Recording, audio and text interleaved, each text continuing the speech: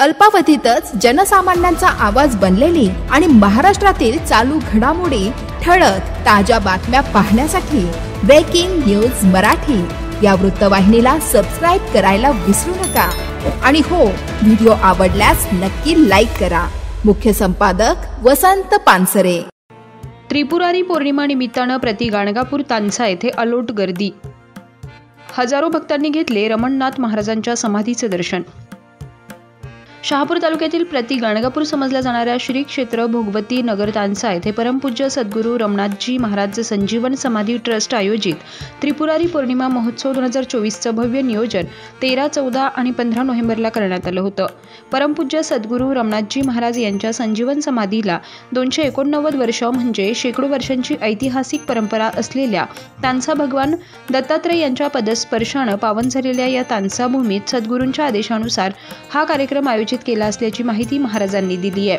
विश्व कल्याण आणि जगत कल्याणाकरता विश्व ज्ञानापासून अधुरं राहू नये म्हणून ब्रह्मा विष्णू महेश या त्रिगुणात्मक शक्ती हे एकत्र आल्या आणि त्रिगुणात्मक शक्ती एकत्र येऊन जे अवतार झाला तो भगवान दत्तात्रयांचा। भगवान दत्तात्रयांनी मुख्यतः या भूतलावर हे 4 अवतार घेतलेले आहेत। प्रथम अवतार दत्तावतार झाला, दत्तावतारानंतर श्रीपाद अवतार आहे, श्रीपाद अवतारानंतर नरसिंह अवतार आहे आणि नरसिंह स्वामी अवतार आहे आणि नरसिंह स्वामी अवतारानंतर स्वामी समर्थ अवतार आहे।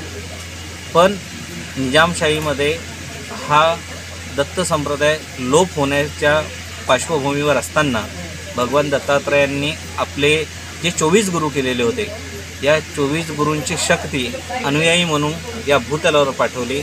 त्यामध्ये शंकर महाराज आहेत, शिर्डीचे साईबाबा आहेत, गजानन महाराज आहेत, त्याचपैकी रमणनाथ महाराज हे त्यांचे 17वे अनुयायी।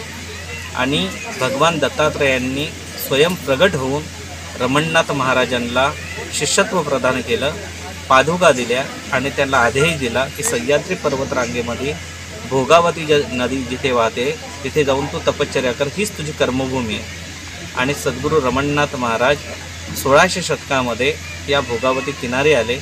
त्यांनी या भूतलावर 110 वर्ष तपश्चर्या केली, हठयोगाने तपश्चर्या केली। भगवान दत्तात्रय प्रसन्न झाले आणि भगवान दत्तात्रयांनी सांगितलं की तुला याच भूमीवर संजीवन समाधी स्वरूपामध्ये विश्व आणि जगत कल्याणाकरता राहायचं आहे।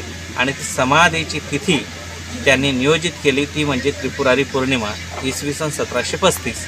आणि सद्गुरू रमणनाथ महाराजांनी त्रिपुरारी पौर्णिमेच्या दिवशी इसवी सन 1735मध्ये संजीवन समाधी घेतली आणि संजीवन समाधी स्वरूपामध्ये निर्गुण निराकार शक्ती स्वरूपामध्ये सद्गुरू रमणनाथ महाराज या भूमीवर सदैव वास करतात आणि त्यांच्या छत्रछायेखाली जे पण भक्तगण येतात त्यांचं ते कल्याण करत असतात। रमणनाथ महाराजांचा त्रिपुरारी पौर्णिमेचा हा 289वा समाधी उत्सव आणि त्या समाधी उत्सवानिमित्त बगलामुखी पंचकुंडी महायागाचं आयोजन केलेलं आहे।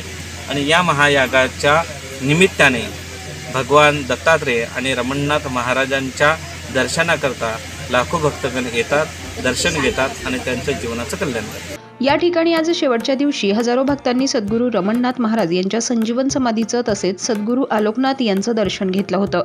यावेळी भक्तांनी लांबच लांब रांगा करत शिस्तबद्ध पद्धतीनं रांगेत दर्शन घेतलंय। या प्रसंगी येणाऱ्या भक्तांनी उत्तम सोय करण्यात आली होती। सर्वांनीच दर्शन घेत महाप्रसादाचा लाभ घेतला। दिवसभरात संध्याकाळपर्यंत 5000च्या आसपास भाविकांनी संजीवनी समाधीचं दर्शन घेतलं।